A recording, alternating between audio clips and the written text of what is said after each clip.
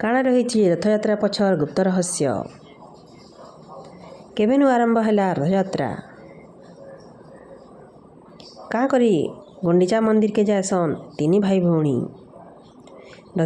ଜଗନ୍ନାଥଙ୍କର ମାଉସୀ ମା କିଏ? ଆସୁନ୍ ଜାନ୍ମା ସମ୍ପୂର୍ଣ୍ଣ ସତ୍ୟତାର କାହାଣୀ। ଶ୍ରୀମନ୍ଦିର ଭିତରକେ ଅଲଗା ଧର୍ମାବଲମ୍ବୀମାନଙ୍କର ଲାଗି ପ୍ରବେଶ ନିଷେଧ ଏ, କିନ୍ତୁ ମହାପ୍ରଭୁଙ୍କର ହୃଦୟ ଜାତି ଧର୍ମ ବର୍ଣ୍ଣ ମାନବ ଦାନବ ଆଉ ଜୀବଜନ୍ତୁମାନଙ୍କର ଲାଗି ସବୁବେଳେ ଖୋଲା। କାରଣ ସେ ହେଉଛନ୍ ଜଗତପାଳକ ଜଗତର ନାଥ ଜଗନ୍ନାଥ। ତାକର ଗୋଡ଼ ହାତ ନାଇଥିଲେ ବି ସେ ବର୍ଷକ ଥରେ ଶ୍ରୀମନ୍ଦିରରୁ ବାହାରି ଆଏସନ୍ ଆଉ ସବୁ ଭକ୍ତଙ୍କୁ ଦର୍ଶନ ଦେସନ୍, ସମଙ୍କର ସୁଖ ଦୁଃଖ ବୁଝସନ୍। ମହାପ୍ରଭୁ ଶ୍ରୀ ଜଗନ୍ନାଥ ପ୍ରତିବର୍ଷ ଆଷାଢ଼ ମାସ ଶୁକ୍ଳପକ୍ଷ ଦ୍ୱିତୀୟା ତିଥିନ ମନ୍ଦିରକେ ଛାଡ଼ିକରି ରଥାରୂଢ଼ ହେଇକରି ଶ୍ରୀ ଗୁଣ୍ଡିଚା ମନ୍ଦିରକେ ଆଏସନ୍, ଯାତ୍ରା କରସନ୍। ଆଉ ଇ ଯାତ୍ରାକେ ସମଗ୍ର ବିଶ୍ୱରେ ରଥଯାତ୍ରା ବୋଲିକରି କୁହାଯାଏସି। ପ୍ରଭୁଙ୍କର ଗୁଣ୍ଡିଚା ଯାତ୍ରାରେ ହେବାର ବହୁତ କାରଣ ଅଛେ ଆଉ ରହସ୍ୟମାନେ ବି ଅଛେ। କହେସନ୍ ଯେ ଦ୍ୱାପର ଯୁଗନ ଭଉଣୀ ସୁଭଦ୍ରା ନଗରୀ ଭ୍ରମଣ କରବାର ଲାଗି ଇଚ୍ଛା ପ୍ରକାଶ କରିଥିଲେ। ସେଥିର୍ ଲାଗି ତିନି ଭାଇ ଭଉଣୀ ନଗରୀ ଭ୍ରମଣ କରସନ୍। ଆଉ ମାନ୍ୟତା ଅଛେ ଯେ କିଛି କଟକଣା ଲାଗି କିଛି ଭକ୍ତ ତାଙ୍କର ଦର୍ଶନରୁ ବଞ୍ଚିତ ଅଛନ୍। ଆଉ ସେହି ଭକ୍ତମାନଙ୍କୁ ଦର୍ଶନ ଦେବାର ଲାଗି ଆଉ ଗୋପୀମାନଙ୍କର ସାଙ୍ଗେ ଲୀଳାଖେଲା କରବାର ଲାଗି ମହାପ୍ରଭୁଙ୍କର ରଥଯାତ୍ରା ରଚନା କରାହେଇଛି। କିନ୍ତୁ ସବୁଠାରୁ ମୁଖ୍ୟ କଥା ହେଲା ମାତୃଭକ୍ତି। ଛୁଆବେଳେ ପ୍ରଭୁ ଶ୍ରୀକୃଷ୍ଣ ଯଶୋଦାଙ୍କର ମାତୃପ୍ରେମନ ବାନ୍ଧି ହେଇଥିଲେ, ବେଶୀଟେ ବାନ୍ଧି ହୋଇଥିଲେ। କିନ୍ତୁ ତେଣୁକରି କଳିଯୁଗେ ଯେତେବେଳେ ରାଣୀ ଗୁଣ୍ଡିଚାଙ୍କର ଆଖିରୁ ଲୁହ ଝରିଲା, ମହାପ୍ରଭୁ ସହି ନାଇଁ ପାରିଲେ। ଇଟା ହଉଛେ ସେ ସମୟର କଥା ଯେତେବେଳେ ମହାଭାରତ ଯୁଦ୍ଧର ଶେଷ ହେଲା। ଗାନ୍ଧାରୀ 100 ପୁତ୍ରକେ ହରେଇକରି ଭାଙ୍ଗି ପଡ଼ିଲେ। ଆଉ ଇଟା ସବୁ ଶ୍ରୀକୃଷ୍ଣଙ୍କର ଲାଗି ହେଇଛେ ବୋଲିକରି ତାଙ୍କୁ ଦୋଷ ଦେଲେ ଆଉ ତାଙ୍କୁ ବଂଶନାଶ ହଉ ବୋଲିକରି ଅଭିଶାପ ଦେଲେ। ହେଥିର୍ ଲାଗି ଗୋଟେ ସମୟ ପରେ ସମସ୍ତ ଯଦୁବଂଶର ନାଶ ଘଟଲା ଆଉ ଶ୍ରୀକୃଷ୍ଣ ଦ୍ୱାରିକା ଛାଡ଼ିକରି ଜଙ୍ଗଲକେ ପଲାଲେ। ସେନ ସେ ଜାରାଶବରର ଶରବିନ୍ଧନ ପ୍ରାଣ ହରାଲେ। ଧୀରେ ଧୀରେ ଦ୍ୱାପର ଯୁଗ ସରିଗଲା ଆଉ କଳିଯୁଗ ଆରମ୍ଭ ହେଲା। ରାଜା ଇନ୍ଦ୍ରଦ୍ୟୁମ୍ନକୁ ଗୋଟେ ସ୍ୱପ୍ନ ହେଲା ଯେ ସମୁଦ୍ରନ ଗୋଟେ କାଠଗଣ୍ଡି ଭାସୁଛି।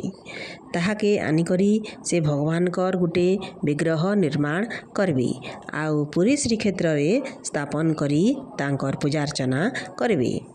ରାଜା ଇନ୍ଦ୍ରଦ୍ୟୁମ୍ନ ଠିକ୍ ସେନ୍ତା କଲେ। ସମସ୍ତେ ଶତଚେଷ୍ଟା କଲେ ବି ସେ କାଠଗଣ୍ଡିକେ ଖଡ଼ିଆ ଟିକେ ବି କରି ନାଇଁ ପାରିଲେ।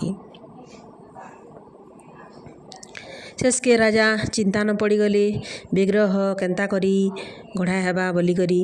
ଦିନେ ବିଶ୍ୱକର୍ମା ନିଜେ ବୁଢ଼ା ବେଶନ ଆସିକରି ବିଗ୍ରହ ଗଢ଼ିଦେମି ନିର୍ମାଣ କରମି ବୋଲିକରି କହିଲେ। ଆଉ ଗୋଟେ ସର୍ତ୍ତ ରଖିଲେ, ସେଟା ହଉଛି 21 ଦିନ ତକ୍ କିହେ କବାଟ ନାଇଁ ଖୋଲବ।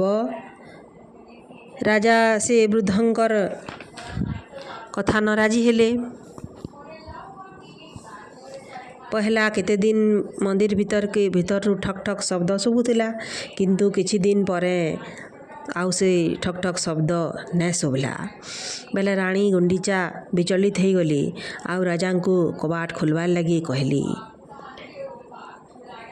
ରାଜା ସେ ବୁଢ଼ା ବଢ଼େଇର ସର୍ତ୍ତ ରକ୍ଷା କରି ନାଇଁ ପାରିଲେ ଆଉ 15 ଦିନ ପରେ ହିଁ କବାଟ ଖୋଲିଦେଲେ।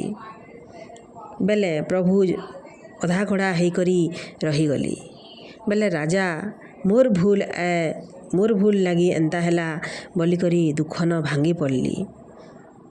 ବେଲେ ଜଗନ୍ନାଥ ଶୂନ୍ୟବାଣୀନ ରାଜାକେ ଇଟା ସବୁ ଆଗରୁ ନିର୍ଦ୍ଧାରିତ ହେଇଛି ଆଉ ପ୍ରଭୁଙ୍କର ଇଚ୍ଛାନୁ ଏନ୍ତା ହେଇଛି ବୋଲିକରି ଆଶ୍ୱାସନା ଦେଲେ।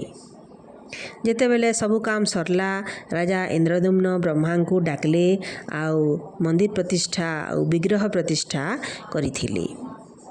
ଏଇଟା ସବୁ ଦେଖିକରି ଭଗବାନ ବିଷ୍ଣୁ ରାଜାଙ୍କୁ ବହୁତଟେ ଖୁସି ହେଇଥିଲେ ଆଉ ଗୋଟେ ବର ପ୍ରଦାନ କର୍ମି ବୋଲିକରି ସେ ରାଜାଙ୍କୁ କହିଲେ। ବେଲେ ରାଜା ଭଗବାନଙ୍କୁ ନିର୍ବିକାର ହେବାର ବର ମାଗଲେ ଆଉ କହିଲେ ହେ ପ୍ରଭୁ ମୋତେ ନିଃସନ୍ତାନ କରିଦିଅ। ଫଳରେ ଭବିଷ୍ୟତନ କିଏ ଯେନ୍ତା ନାଇଁ କହିବେ ଇଟା ମୋର୍ ପୂର୍ବଜ ତିଆରି କରିଥିଲେ ବୋଲିକରି। ଆଉ କଥା ଦଉନ୍ ବହୁତ ବର୍ଷ ପରେ ଯଦି ମନ୍ଦିର କ୍ଷତିଗ୍ରସ୍ତ ହେଇଯିବା ଆପଣ ଇ ଜାଗା ଛାଡ଼ିକରି କାହିଁ ନାଇଁ ଯିବେ। ରାଜାଙ୍କର କଥା ଭଗବାନ ରଖିଲେ ଆଉ ତଥାସ୍ତୁ କହିଲେ। ଆଉ କିଛି ଦୂରେ ରାଣୀ ଠିଆ ହେଇଥିଲେ ଆଉ ରାଣୀ ଗୁଣ୍ଡିଚା ସବୁ କଥା ଶୁଣିଲେ। ଯେତେବେଳେ ଅପୁତ୍ରିକ ହେବାର କଥା ଶୁଣିଲେ ସେ ଦୁଃଖରେ କାନ୍ଦି ପକାଲେ। କାରଣ କିଏ ବି ସ୍ତ୍ରୀ ଅପୁତ୍ରିକ ହେବାର କଥା କେ ନାଇଁ ଚାହେଁ। ଇଟା ଦେଖିକରି ଭଗବାନ ବି ସହି ନାଇଁ ପାରିଲେ ଆଉ କହିଲେ ମା ତୁଇ ନାଇଁ କାନ୍ଦ, ଆଜିଠୁ ମୁଇଁ ହଉଛେ ତୁମର ପୁଅ।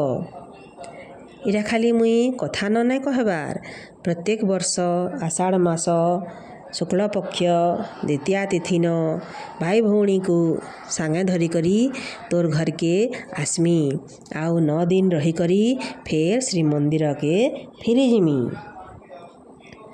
ତାର ପରେ ସାରା ଜଗତ କହିବା ଦେଖ ଜଗା ଯାଉଛି ତାର ମା ଘରକେ।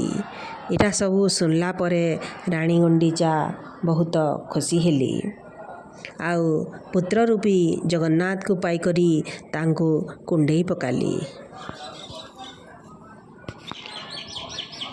ଏଇଟା ହେଲା ଆଜିର ରହସ୍ୟ। କାଲି ଫେର ଭେଟ ପଡ଼ମା ଗୋଟେ ନୂଆ ରହସ୍ୟ, ନୂଆ କିମ୍ବଦନ୍ତୀ, ନୂଆ ଇତିହାସକେ ନେଇକରି। ଆଉ ଭିଡ଼ିଓ ଭଲ ଲାଗଲେ ଲାଇକ୍ କରିବେ, ସେୟାର କରିବେ, ସବସ୍କ୍ରାଇବ କରିବେ। ରହୁଛେ, ନମସ୍କାର, ଜୟ ଜଗନ୍ନାଥ।